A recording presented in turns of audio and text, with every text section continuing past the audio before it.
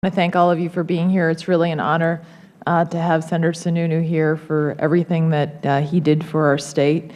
I want to ask you about New Hampshire because I think having served so admirably on this committee and all the great work you're doing now on broadband issues, you appreciate very much the challenges that we face, particularly in some of the more rural counties of Coos, Grafton, and Sullivan, with this issue of not only broadband deployment, but in some instances, of course, broadband access.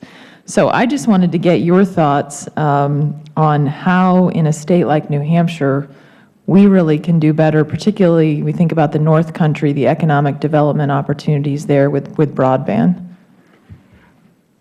Well, in New Hampshire, we generally have higher levels of deployment, access, and adoption than the national average.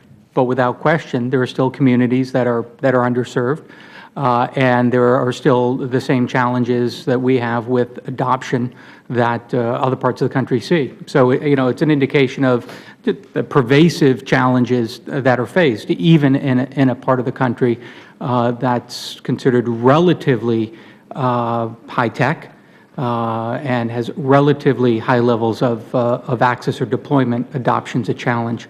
I think it gets back to the kind of partnerships we've been talking about. Providers working with community organizations to understand why is adoption lagging.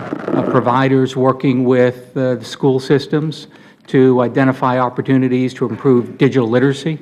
Time Warner Cable, obviously a company that I've worked with now for almost 5 years, is a big promoter of a Connect a Million Minds initiative, over $100 million in the last 4 or 5 years to drive digital literacy in the schools. So, that's the adoption side. On the access side, though, as you point out, Northern New Hampshire, we don't have the speeds that you'd like to see. You don't necessarily have the infrastructure that you'd like to see.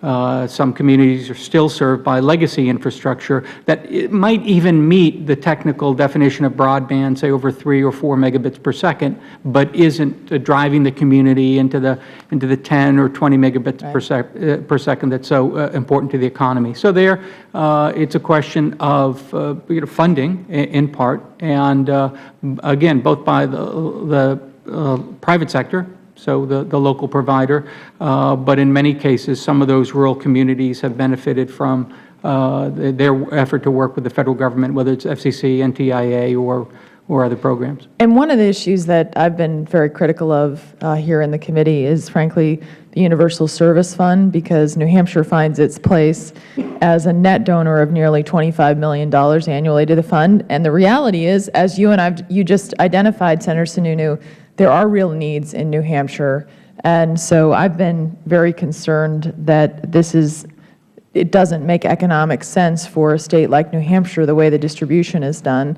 So I certainly wanted to get your thoughts on that issue, because when we talk about funding, I think that rises to the top of my mind. Well, thank you very much for drawing me into an issue that's generally speaking outside the purview of Broadband for America. But I will offer a few thoughts, because look, it's a really really important issue. I'm obviously joking a little bit, but look, it's an important issue because of the amount of money you're dealing with, because of the potential to reform and revise the program and make it work better. And I'll couple this response to the E-rate response, in that I would argue both of these programs, E-rate and universal service, they were originally targeted for very specific goals, right? Universal service obviously bringing phone service to all parts of the country. The E-rate for that Tier 1 connectivity on schools, that was the original goal.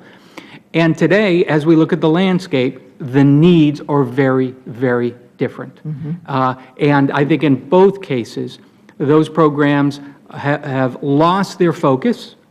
The resources are not well targeted, so they're really not effectively targeted at communities that have greater economic need, not very well focused at communities that have greater infrastructure need.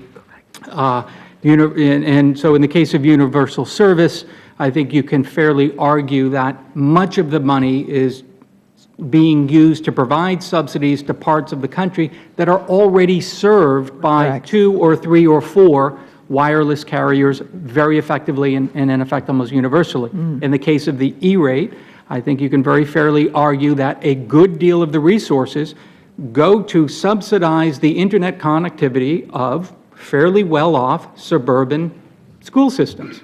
And we're all concerned about education, but that is not an effective targeting of those resources when you have all of the challenges that are both economic and demographic associated with adoption. So in both cases, universal service and E-rate, I would encourage you to roll up your sleeves, because it's not easy. There are a lot of politics here. You know as well or better than I.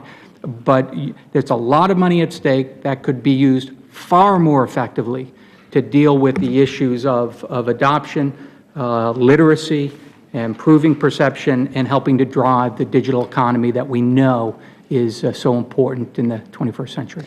Thank you. I know that my time has expired, but I could not agree more. I do hope that we do roll up our sleeves on USF and E-rate so that we are making sure that those dollars are accomplishing what we all want to accomplish, and particularly given the nature of technology. So we're acknowledging the changes that are made. So I really hope that we're able to take that up, Chairman. Thanks. Thank you.